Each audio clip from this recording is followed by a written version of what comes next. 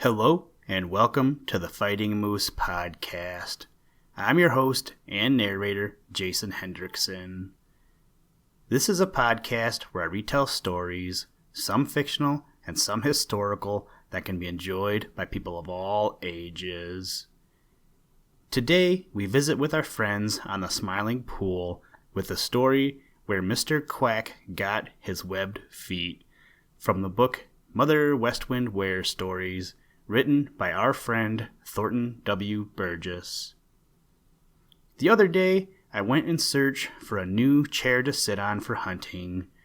During my travels, I made it to my local Tractor Supply. There at the store, I came across 4 or 5 large bins of baby fowl. One was ducks, the rest were chickens. Well, when I got home, I told John about it, and of course we went back and checked them out.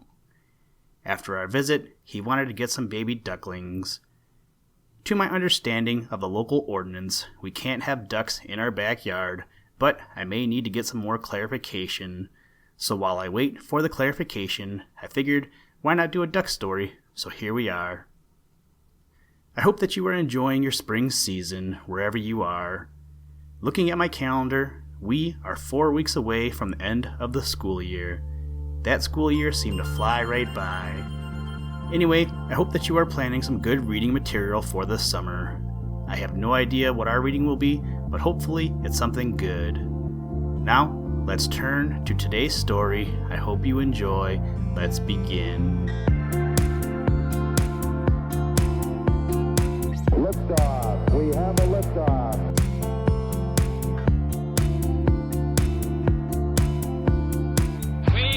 To go to the moon in this decade and do the other things, not because they are easy, but because they are hard.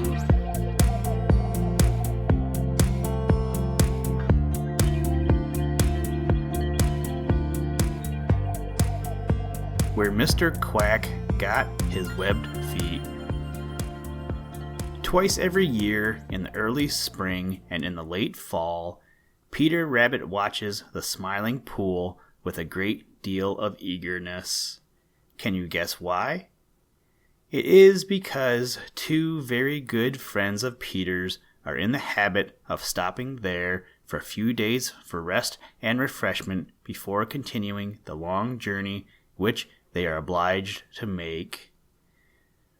They are Mr. and Mrs. Quack, the mallard ducks. Peter is very fond of them, and when the time for their arrival draws near, Peter watches for them with a great deal of anxiety. You see, they have told him something of the terrible dangers which they always encounter on these long journeys, and so Peter is always afraid that something terrible may have happened to them.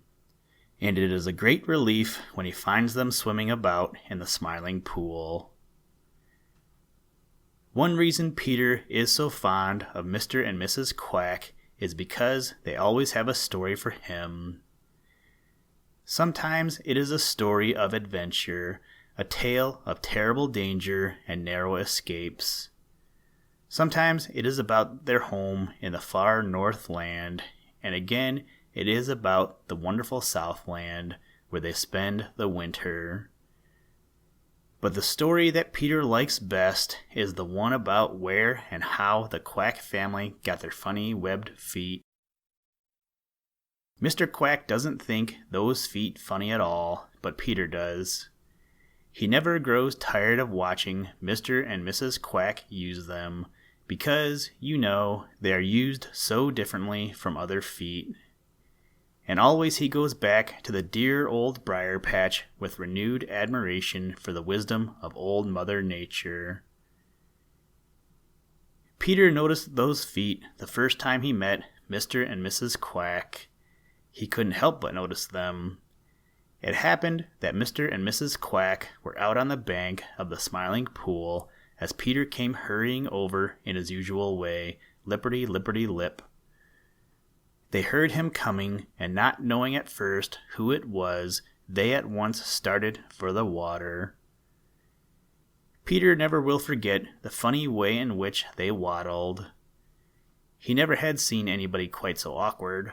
But when they reached the water, he forgot to laugh. He simply stared open-mouthed in astonishment. You see, there they were, as graceful as they had been awkward on land. Afterward, when Peter had become acquainted with them, and they were the best of friends, he ventured to speak of their queer feet. "Do you know," said he, "you have the most interesting feet of anybody I know of. They are so broad that the first time I saw them, I couldn't believe my own eyes. I didn't suppose anybody had such broad feet. I suppose there is some special reason why they are so broad and why your legs are so short. Do you know how Mother Nature happened to give you feet so different from the feet of other birds, Mr. Quack?" Mr. Quack chuckled. "I'll tell you what it is, Peter," said he. "If you'll tell me why it is you have such long hind legs and such a funny short tail, I'll tell you why it is that Mrs. Quack and I have such broad feet, though I must confess that I don't see anything odd about them."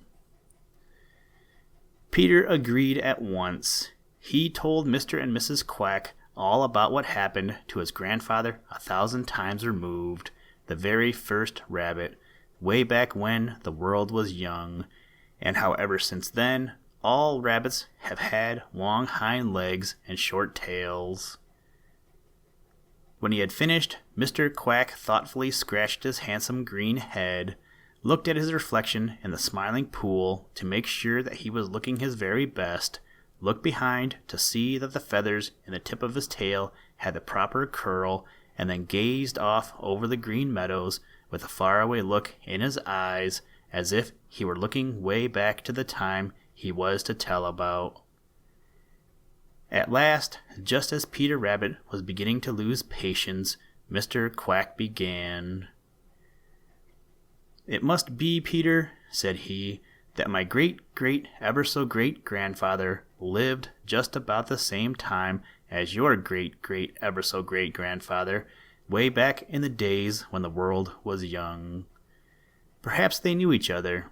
Perhaps they were acquainted, just as you and I are now. Anyway, according to what has been handed down in the family, Grandfather Quack was very much such a looking fellow as I am now, except in the matter of his bill and feet. His bill was not broad like mine, but more like the bills of other birds, and his feet were like the feet of Mr. Grouse and Bob White.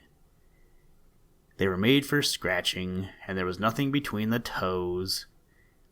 You see, Old Mother Nature was experimenting.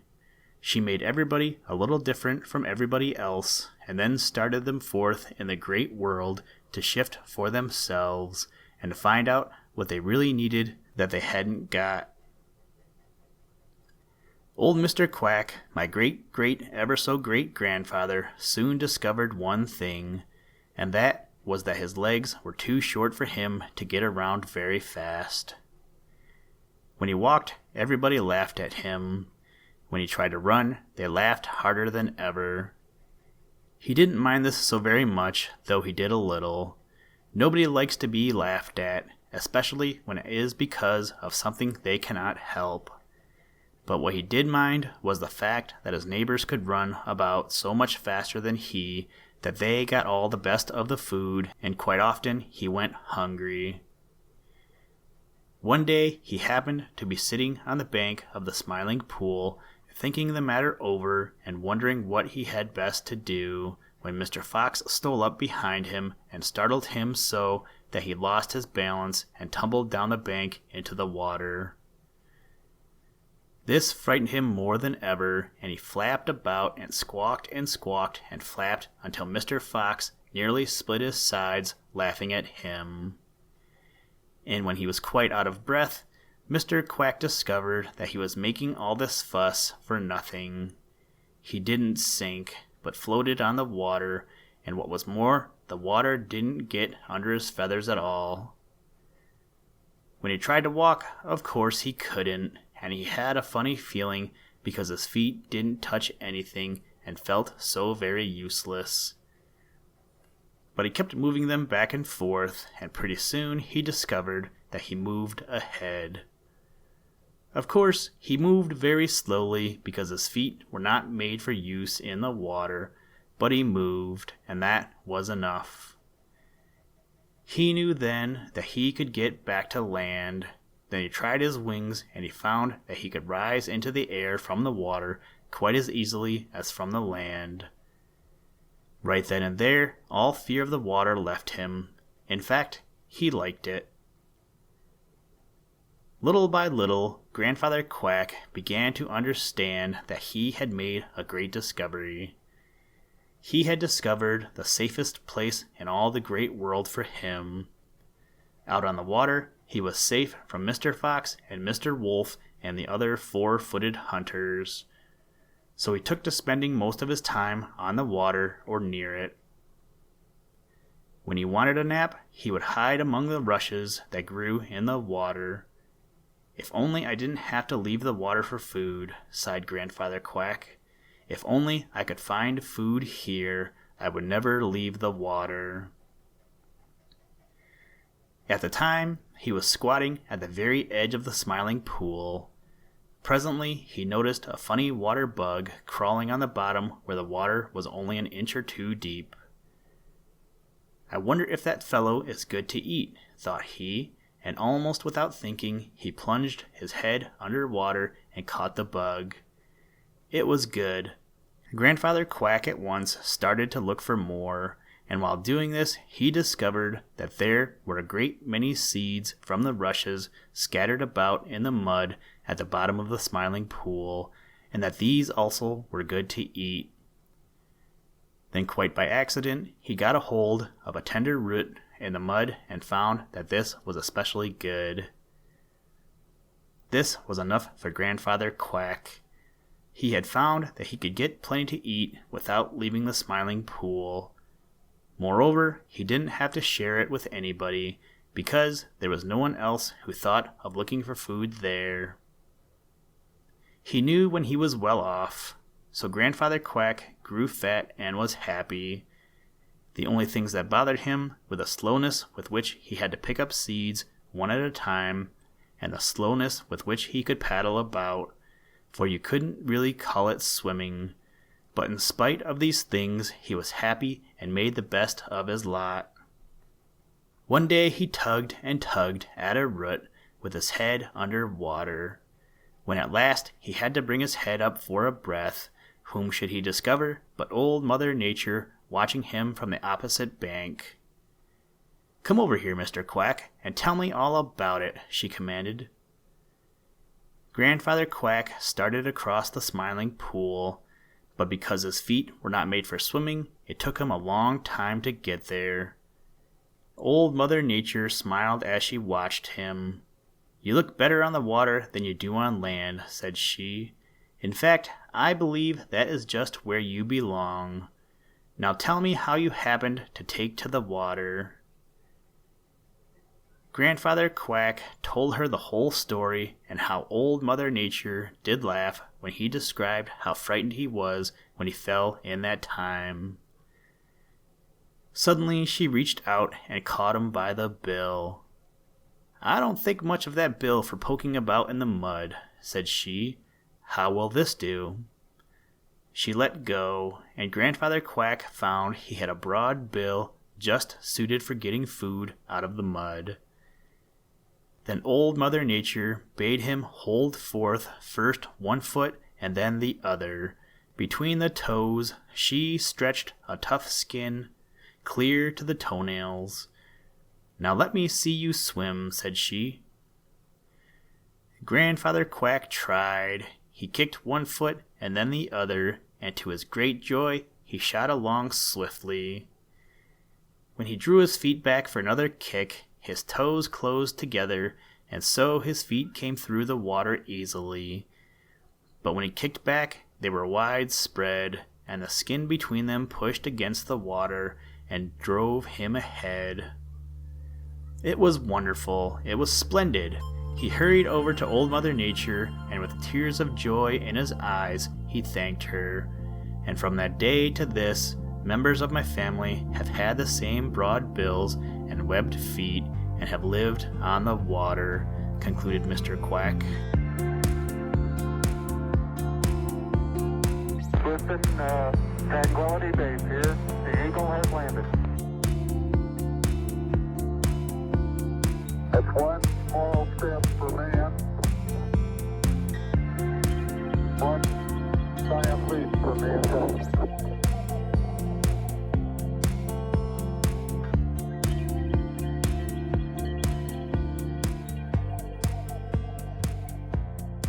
Thank you for listening to this episode of the Fighting Moose podcast. Please join us next time as we read another exciting story. Today's music was provided by the artist Analog by Nature, and the audio clips were provided from NASA. For more information to download and or listen to audio or materials from all our recordings, or to contact us, please visit www.thefightingmoose.com, or you can follow the links in the show notes. If you enjoy the podcast, please leave us a review wherever you get your podcast or on iTunes, and tell a friend. Thank you for your patronage, and as always, try and do a random act of kindness every day. Mission complete, Houston. After serving the world for over 30 years, the space shuttle turned its place in history.